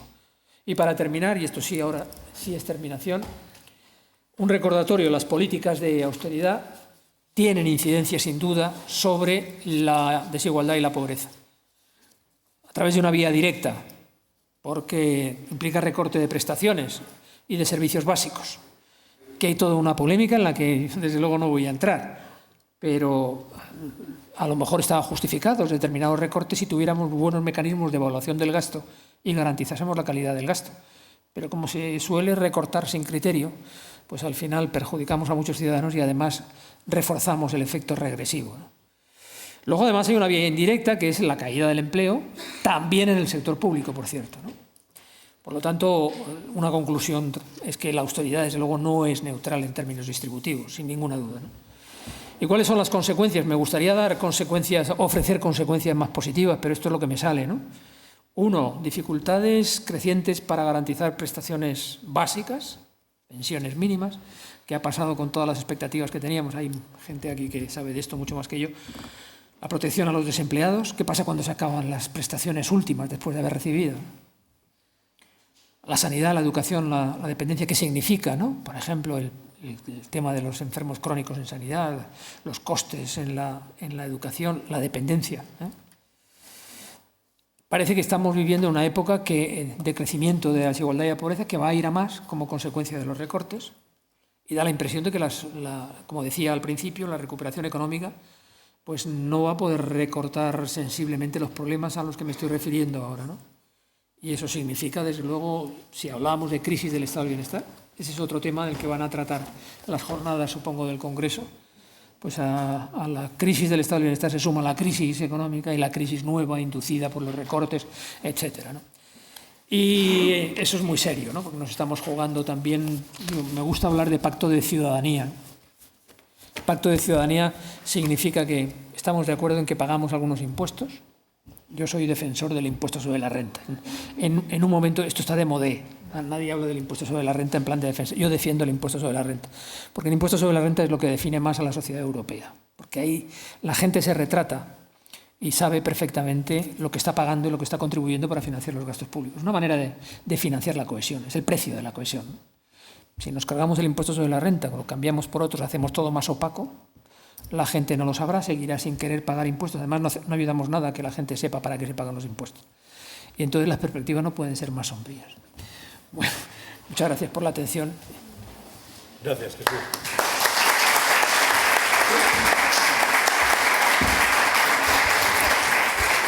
Bien, muchas gracias por esta conferencia tan panorámica, con tantas cosas y tantos asuntos, en fin, de largo recorrido y de inmensa actualidad, ¿no? Bueno, sí que estamos un poco justos y no es un recurso que utilicemos siempre los moderadores, es cierto, porque sí, en fin, lo comprendemos, está obligado a regresar hoy a Madrid, por lo tanto tiene que volar, pero yo creo que tenemos 15 minutos, 10 seguro, y para atender algunas preguntas, algunos comentarios, algunas consideraciones que seguro quieren hacer, ¿no? Sí, por favor. Buenas tardes. Decía que la intervención de la administración pública es quizá la principal fuente de reducción de las desigualdades. Y dentro de las intervenciones públicas, de las dos vías que hay, la de generación de rentas, la de impuestos y la de aportaciones del sector público vía gastos o prestaciones sociales, la que más tiene efectividad, de hecho, es la segunda. La primera le planteaba algunos problemas. Por ejemplo, decía que, bueno, lo que se podría decir que sería aplicar impuestos sobre la renta más progresivos, eso es difícil. Me parece bien, pero hay un tema que subyace detrás de todo esto importante. Primero, o varios temas relacionados con esto. Primero, está el tema del fraude fiscal. En España existe un fraude fiscal que no es comparable con ningún país europeo. Pero esto quizás sea algo grande, porque si miramos los datos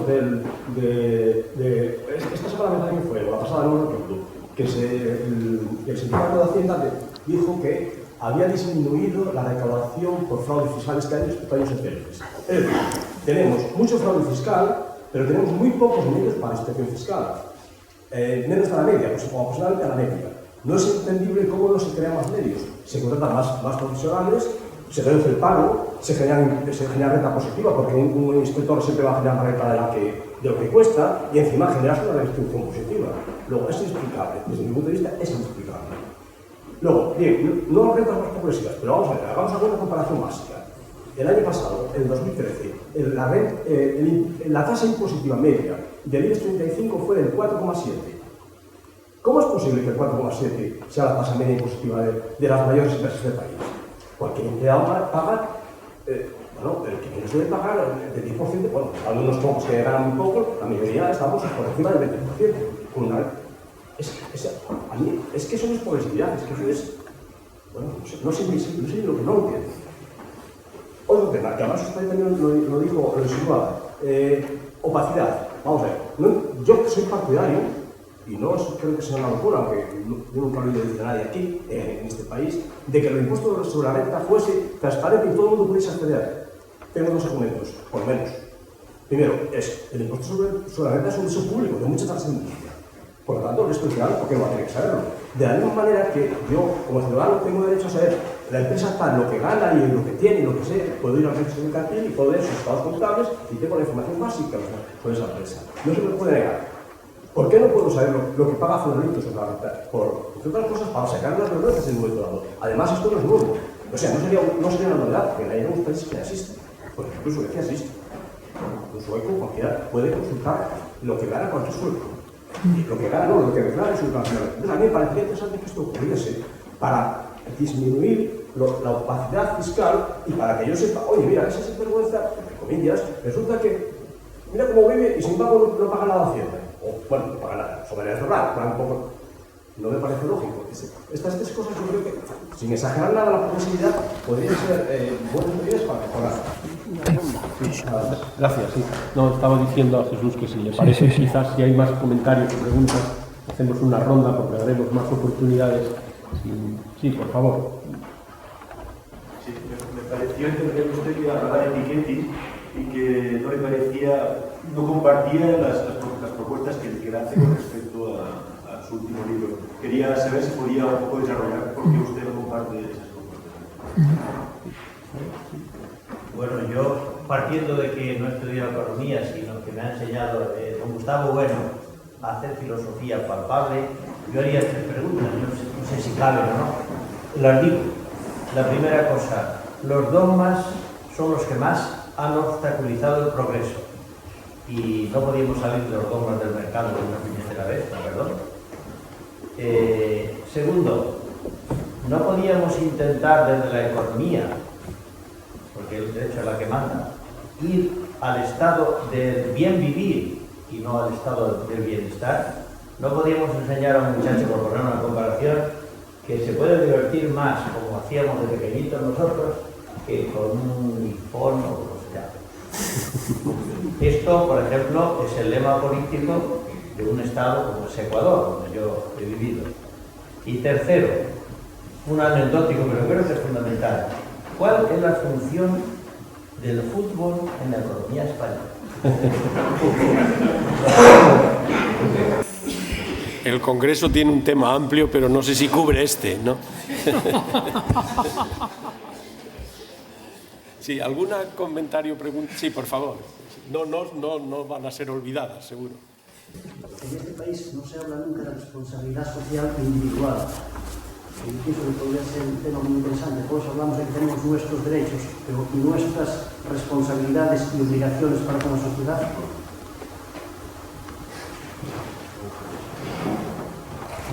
Por favor. Sí, a mí, Yo creo que ya nos cerramos porque preocupa muchísimo cómo conseguir que en España se pague el IVA. ¿No? Se pague el IVA. O sea, que parece que no aprendemos nada con la crisis.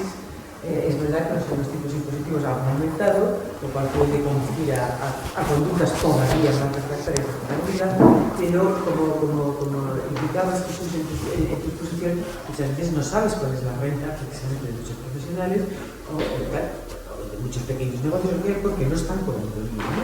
Pero además seguimos convencidos de que no vale la pena pagarlo, ¿no? Y la disculpa últimamente que hoy es además más extendida es que, bueno, si hay tanta corrupción y hay gente que se ha enriquecido mediante la corrupción de tal manera, pues porque uno paga ese IVA, pues no pasa nada, ¿no?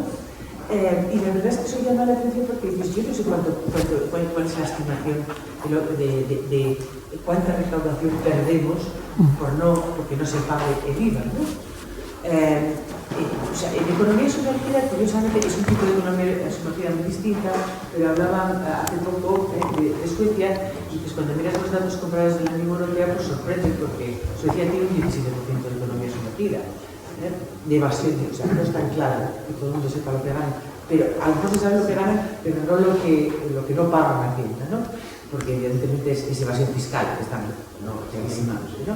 Y claro, es mucho más alta, la economía sumergida es de otro tipo, pero bueno, eso preocupa, es cómo cambiarían a lo mejor la desigualdad o incluso las tendencias de cambio de la desigualdad o de la pobreza, si metemos en todo este rollo algo que todavía es más inseguro como la estimación de la economía sumergida o de cuánto no pagamos en términos de IVA, ya no solamente de fraude fiscal en el IRPF, sino en términos de IVA, y que además consideramos que lo estamos haciendo tan sumamente bien porque fíjate, no me han cobrado el IVA, ¿no?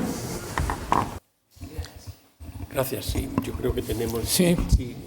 Yo iba a hacerte algo sobre esto que está en la agenda. No, era pero como está en la agenda la reforma fiscal y parece que la agenda se adelanta, decir un poco alguna opinión sobre los asuntos, aunque supongo que es muy incierta porque no es nada seguro, pero bueno, como han surgido los temas principales, yo creo que y tú has acabado con una defensa del impuesto del impuesto sobre la renta, hombre, si puedes dar una perspectiva de tu criterio sobre un poco los puntos fuertes de la suficiencia y del impacto redistributivo que algunas opciones que están en la mesa pueden tener, pero están en las preguntas, que no añado nada nuevo. Bueno, hay bastantes preguntas sobre sistema fiscal, o sea que podemos empezar quizá por el sistema fiscal. La primera había muchas propuestas, algunas son propuestas que me parecen legítimas y están bien, ¿no? Por hablar del fraude, yo creo que es un problema serio. Hacemos estimaciones de economía sumergida y hacemos estimaciones de fraude. Y cuando yo estaba en el instituto se hacían trabajos bastante serios y rigurosos que intentaban ver cuál era la relación entre las cifras de contabilidad nacional y las cifras de recaudación.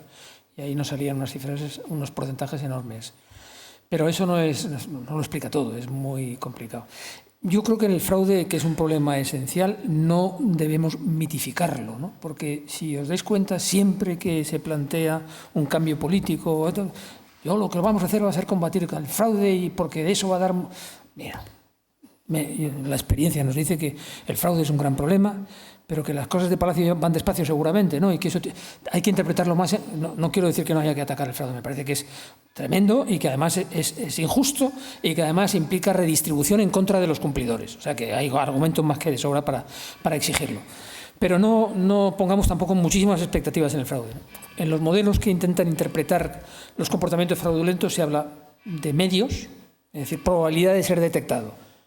Pues serás detectado si hay medios. Y es verdad, España, esto está demostrado también, tiene un nivel de medios, de inspectores y tal, inferior a las medias europeas. De manera que ahí habría una inversión que hacer, ¿no?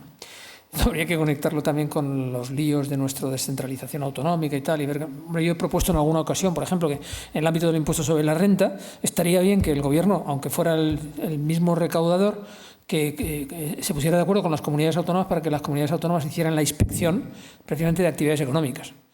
Que la gente de las comunidades autónomas conoce mejor qué es lo que pasa y puede hacer un comportamiento. Eso sería uno de los elementos del posible pacto a firmar sobre mejor hacer, ¿no? Sobre el bien vivir también desde otra perspectiva, como decía. Entonces, uno es probabilidad de ser detectado, otro, sanciones. Hay delito fiscal y tal, pero el delito fiscal se aplica poco. El otro que se suele decir es que tipos impositivos muy altos generan, pero claro, se está hablando de una cultura también. O sea, y a mí por eso no me gusta vincularlo tanto, ¿no? Es decir, yo creo que los factores claves son sanciones, probabilidad de ser detectado y luego claridad, transparencia y tal para que los ciudadanos sepan lo que están pagando y qué es lo que reciben a cambio. O sea, que esos son los factores, a mi juicio, fundamentales. Lo de la rebaja de tipos, dices, bueno, sí, si los tipos son muy altos y los ciudadanos no entienden para qué sirve y tal, y se siente muy presionado por ese nivel, valga la redundancia, de presión fiscal, pues también puede jugar un cierto papel. Esos serían los factores que habría que tener en cuenta.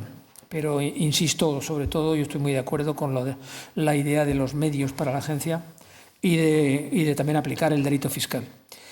De lo que decía Ana y de lo que también comentaba usted, ¿no? Yo lo que creo que le falta a este país también es una maduración democrática potente, ¿no? O sea, quiero decir, es que esto de que todavía, yo me he pasado el año pasado un año en Canadá, ¿no? Y cuando cuento estas cosas no se lo creen, ¿no? ¿Con IVA o sin IVA? Dice, pero bueno, ¿pero qué me dice? Y hace algunos años, me acuerdo en el campo del gasto, me invitaron a unas reuniones los alemanes que estaban con la Constitución económica, no sé qué. Entonces yo estuve explicando nuestro sistema de control y dije, nosotros tenemos control previo de legalidad. Dice, ¿cómo dice? Claro, para que la gente no se salga de la legalidad. Dice, hombre, es que la gente no se tiene que salir de la legalidad. ¿Qué me dice usted? Entonces, mi conclusión un poco provisional, ¿por qué pensamos que somos un país ya nórdico? Si la gente no sabe a dónde van los impuestos, si la gente no sabe para qué paga, si la gente se olvida de que cuando está enfermo se va a un centro de salud y no le cobran nada. ¿Cómo es posible que hayamos abandonado? Ya no hablo solo de educación ciudadana, que me parece que es un mínimo, sino de información a los ciudadanos. Cuénteles lo que nos contaba en sus años Borrell con aquello de la peseta, ¿no? Esto de sanidad, cuénteselo, porque no se lo sabe la gente. Pero ¿cómo es posible que sigamos diciendo que lo que hay que hacer es retirar Hacienda para que no moleste a los contribuyentes? ¿Pero en qué mundo vivimos? Yo creo que Hacienda es una parte muy importante, ¿no? Y en el tema del IVA me parece de cajón, ¿no? Recuerdo, en Canadá estábamos comiendo en un restaurante y nos contó el camarero, ¿no? Entonces se están pagando con tarjeta, nos sacaron la máquina y tal, dice, esta información que estoy obteniendo va directamente a la agencia tributaria. No se le ocurre a nadie, además, ¿no? O sea que mi esperanza en todo caso es que esto no es una cosa genética, no es que seamos así, sino que somos un país en esto muy retrasado, desgraciadamente, ¿no? En fin, de la segunda cuestión, el impuesto sobre sociedades, ahí hay un problema también de medición y tal, un poquito más complejo porque hay muchas deducciones que solo afectan a las grandes empresas o que solo son utilizadas realmente por las grandes empresas. Es verdad que es una barbaridad ese paso del 30% al 4,7%, al 5%. Eso es un escándalo y no tiene sentido.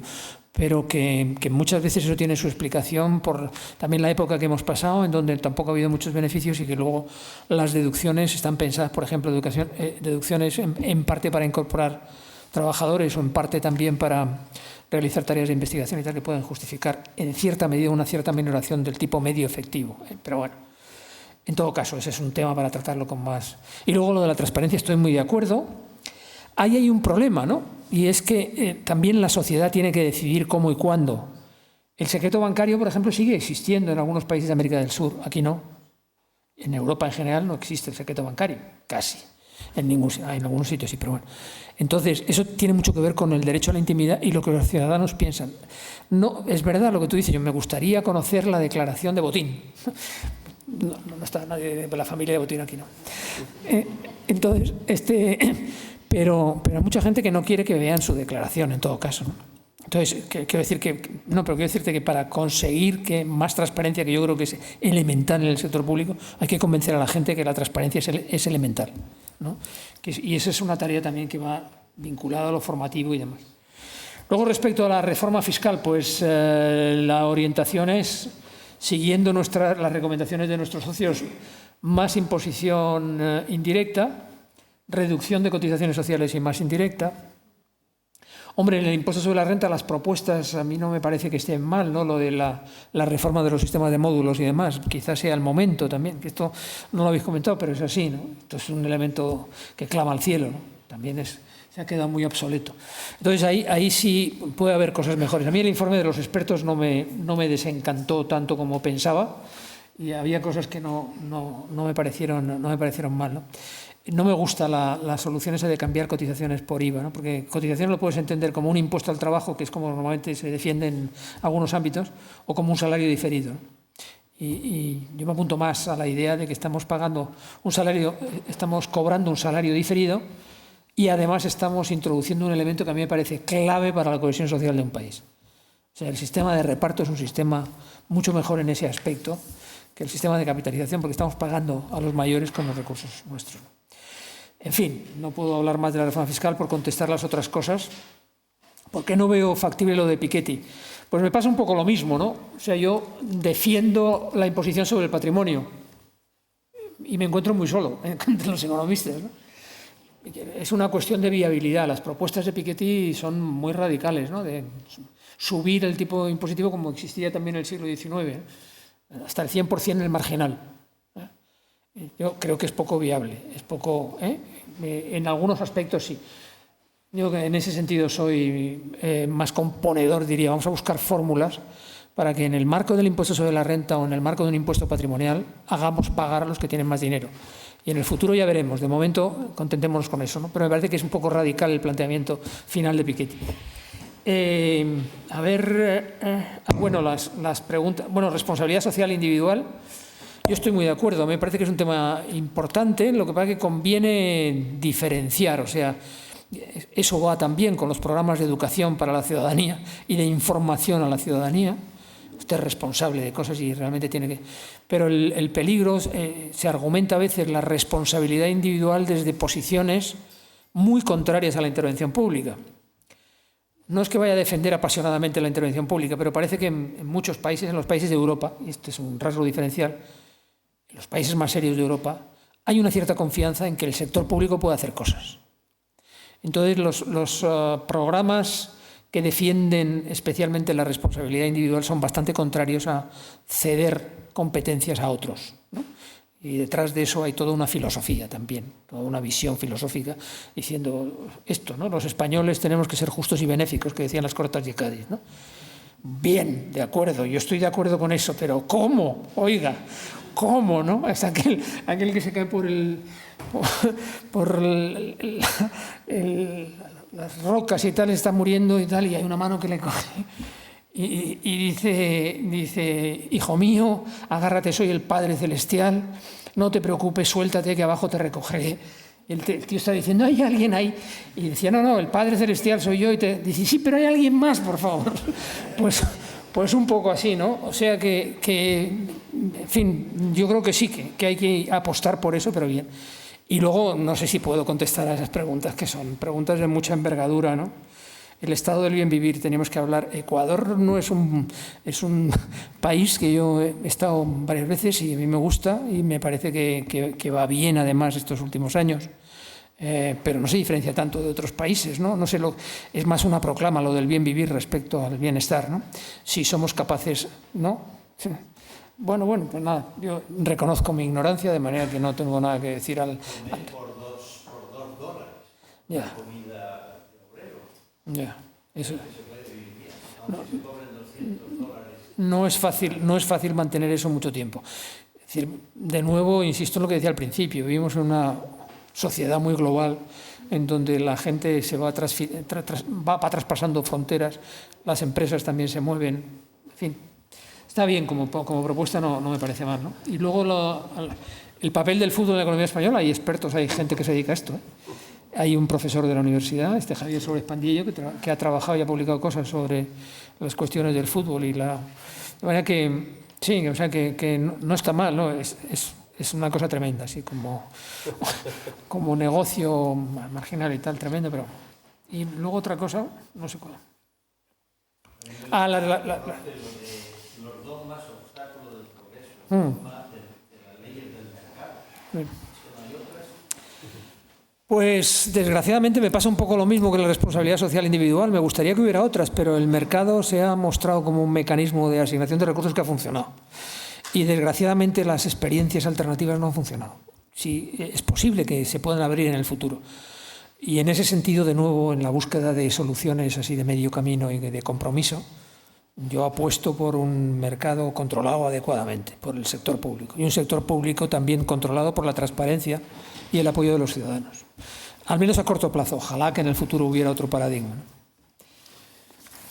Muchas gracias a ustedes y a... Lo siento, pero vas a tener que salir quitando porque no tengas problemas.